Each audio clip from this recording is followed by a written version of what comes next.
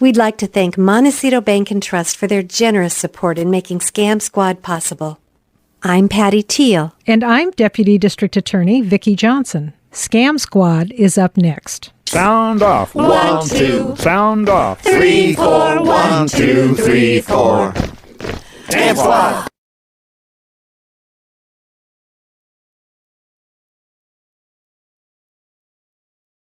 Welcome to Scam Squad. I'm Patty Teal here as usual with Deputy District Attorney Vicki Johnson. Hi, Vicki. How are you? Hi, Patty. I'm well, thank you. And today we have with us Shawn Dyer, who is the Senior Fraud Specialist at Montecito Bank Trust. We always have Shawn, and then sometimes we have Doris. They go back and forth. So today Shawn is with us. Welcome, Shawn. Welcome. And we love having information from the bank because they are often the forerunners of frauds that start happening in our community. For example, they were able to help pinpoint the theft of mail happening from the big bin in front of our downtown post office. They were able to identify fraudulent checks that were coming into the bank, and when they contacted their customers, they found that their customers had mailed those checks from that particular mail bin. And in that way, we were able to get the word out and hopefully stop people from using that bin. So the bank always has important information for us. And Shawn, tell us what you've got today. What's happening at the bank? Well, there are a couple things I wanted to discuss. First was we've just come to the end of tax season, and we like to call it a imposter scam for fast cash. And we've literally had 2 or 3 customers where they're in need of fast cash.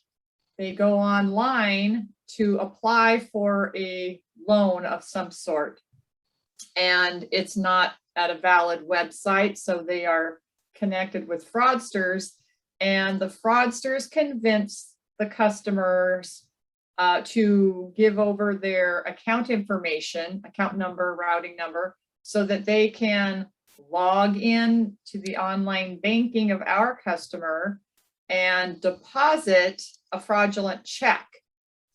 The story that the customer gets is, this will be your cash, and to make sure you're trustworthy, we want you to, take out $500 of that deposited check and send it to us right away. Then we'll know we have good faith with you and we'll give you a loan.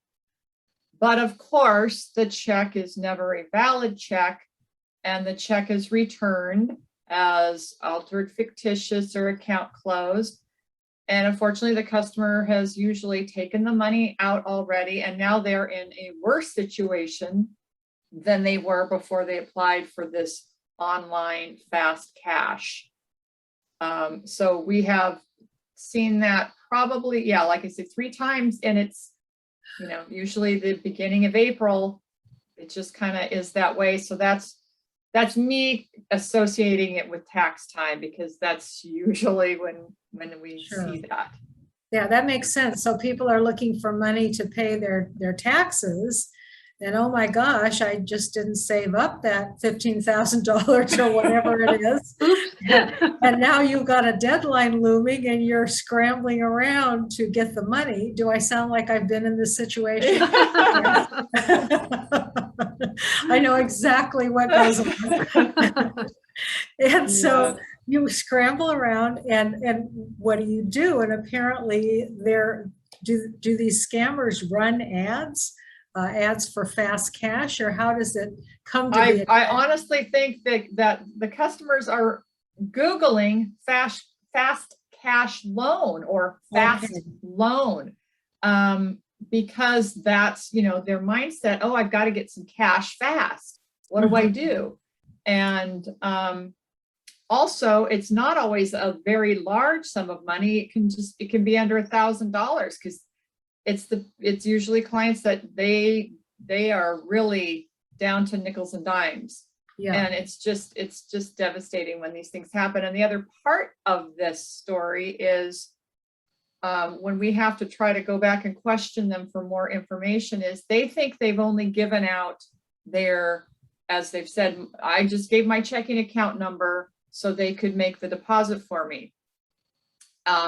So we go back and ask, well, if you're getting a loan, that usually means there's some kind of a loan application or something. They're going to want your social security number. They're going to want your date of birth, all that, what we call personal identifiable information. And the customers don't even realize that they gave it out or gave some of it out. They don't remember because they're in such a hurry to get the cash. So Right. on our end, it not only becomes check fraud, it's also identity theft. And that is just the most unfortunate for a customer because we can't really help them much with it. We can guide them to the website, but we don't, it's on the customer to call the credit agencies and file, ID theft reports or ask for their credit report and those sorts of things. So when we have these fast cash, it's usually also involves identity theft. Oh, that's devastating because recovering from identity theft can be a nightmare and it can take a long time and you have to go through a lot of different kinds of steps. Like you say, reporting to the credit reporting agencies, among many other things. So if somebody gets that kind of information from you, is it true that they can then go in and drain your bank account because they've got information that they can use to get into the account, or what are the dangers there? The danger is if the fraudulent check isn't returned quickly and swiftly like they usually are. If time has gone by, say a week or so, the fraudsters, but you would have to have some money in your account. The fraudsters would be able to go in there since they have access to your online banking, and they could create a bill payee so that they could send money to themselves or transfer or try to do whatever, create fake checks because they have the account number and the routing number.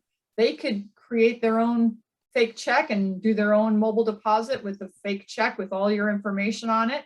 And if you're not monitoring your account quickly, they're going to get the cash. So they can get in there with that information and take money out of your account. You're really in danger if you give out that kind of information. Yes, So clearly there were red flags here. One of them being turn over your account information to us. We're going to deposit a check to test your trustworthiness. What else should consumers watch out for when they're trying to get these fast cash loans? What other signs are there that things are not quite right?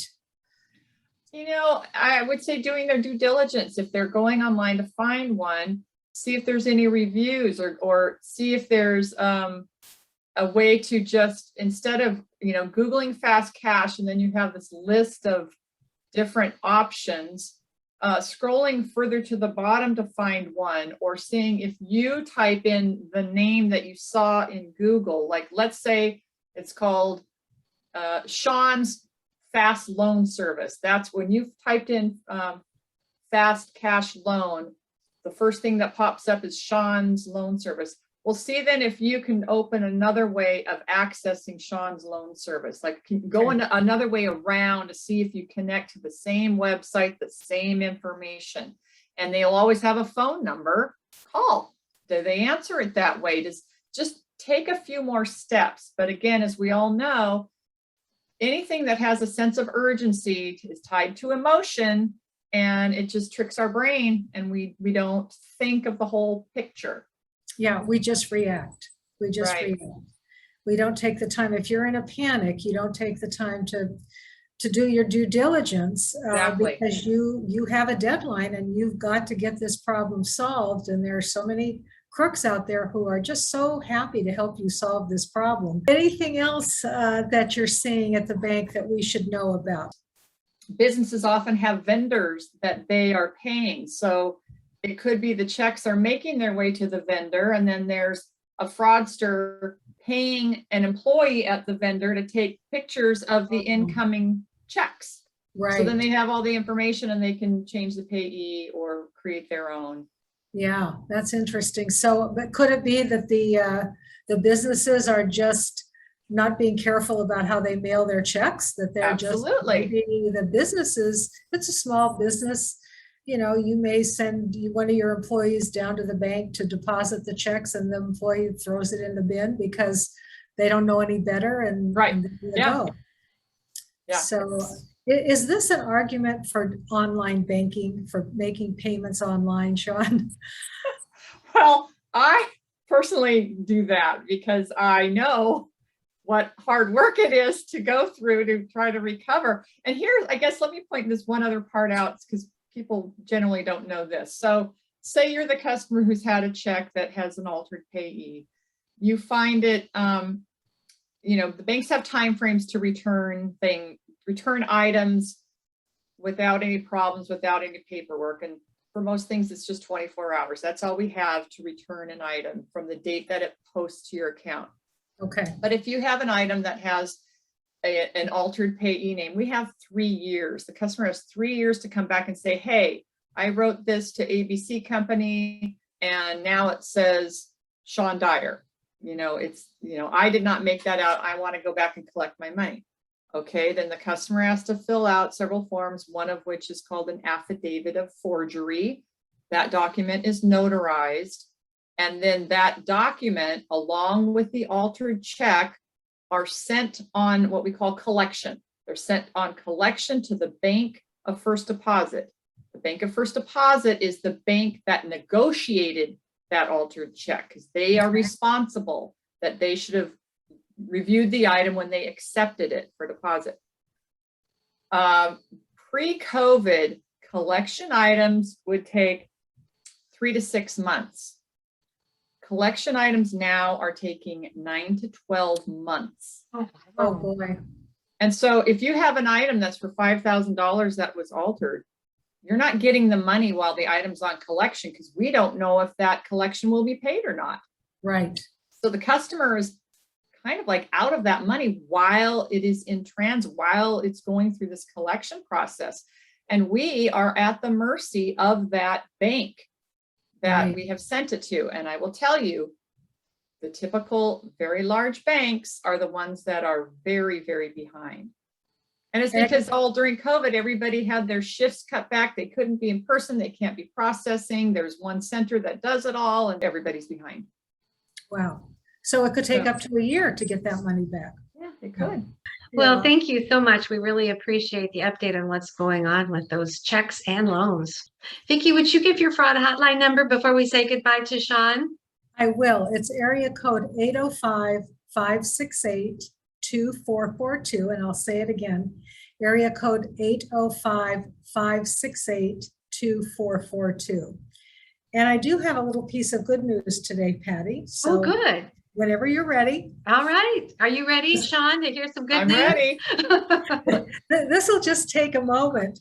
But I don't know if you remember a couple of years ago, Western Union got sued by the Federal Trade Commission because they were accepting money from people who were victimized by fraudsters.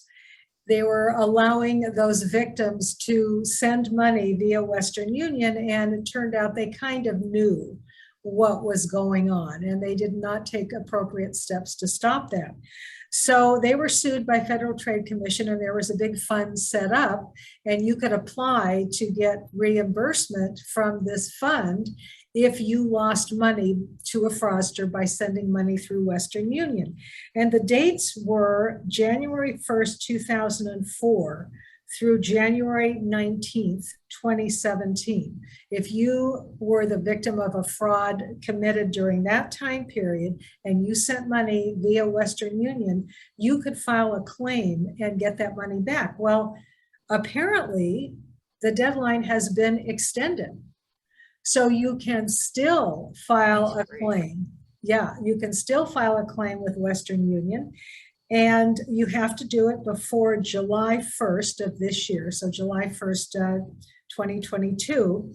But remember the dates, January 1st, 2004 through January 19th, 2017. If you lost money during that period of time, by sending money to a crook through Western Union, you can get the money back. Now, what this says to me is that they must still have money left in their big fund, because otherwise they wouldn't be extending the time period.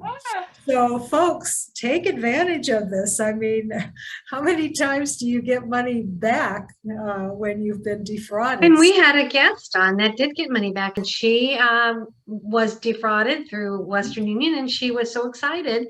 She found her paperwork and she got the money back. So I'll post that information in case that it information, fits. and here's where you can get the claim form, because you do have to file a claim.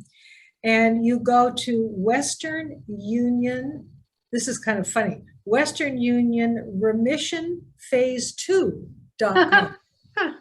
So apparently there was Western Union Remission Phase 1, and now we're in Western Union Remission Phase 2.com. Okay. And that's where you can get your claim form and file your claim. Right. So that is good news, especially That's for good people news. who lost money and sent absolutely. it through Western Union. Thank you, Vicki. Thank you, Shawn. What a great episode. Thank Thank you. you. Okay, till next time. Bye, everybody.